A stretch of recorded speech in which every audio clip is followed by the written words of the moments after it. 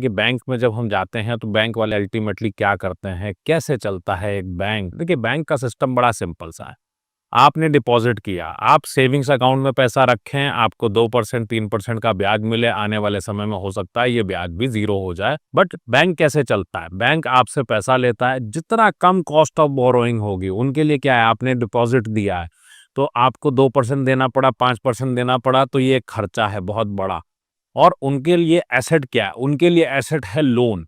वो उस पैसे को आगे किसी ना किसी बिज़नेस में दे रहे हैं, किसी होम लोन में दे रहे हैं या पर्सनल लोन में दे रहे हैं। जब लोन पे दे रहे हैं तो ब्याज का एक डिफरेंस है। आपको देना है 5%, 4% या एफडी का 7%, और आपको देना है 1 ही साल के लिए। लेकिन लोन ले रहा हूँ मैं अगर बैंक से, मैंने 10 साल का लोन लिया, मैं दे रहा हूँ 9% 10 साल के लिए। 20 साल के लिए तो 20 साल के लिए लोन हो गया। आपको एफडी 7 ही % पे मिलती है। सो बैंकिंग में ये जो डिफरेंस है इंटरेस्ट का, बैंक इससे कमाती थी। तो धीरे-धीरे क्या हुआ कि बैंकिंग में बहुत सारी सैलरीज़ बढ़ गई, इनके ऑफिसेज़ बहुत अच्छे हो गए, एसी का खर्चा है, हाई-टेक ऑफिसेज़ बना के बैठे हैं, बहुत ज़्यादा लग्ज़री पे चलते हैं। तो खर्चे इतने ज़्यादा बढ़ा लिए बैंकों ने अपने कि इनके लिए अब कमाई के दूसरे साधन चाहिए थे। तो इनका दिमाग गया, स्पेशली अगर भारत की सबसे बड़ी प्राइवेट बैंक की बात करूँ तो उसको देखा-देखी सरकारी बैंकों में भी ये हो गया, और सबका दिमाग गया एक बात पे कि भाई ये कस्टमर के अकाउंट में पैसे रखे हैं, इसको फ़ोन करो।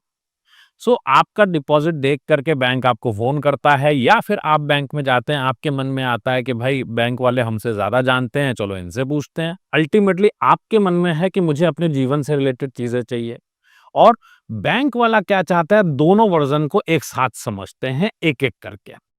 सो मैटर क्या है, बैंक एम्प्लॉयी जब आता है तो उसका टारगेट क्या होता है?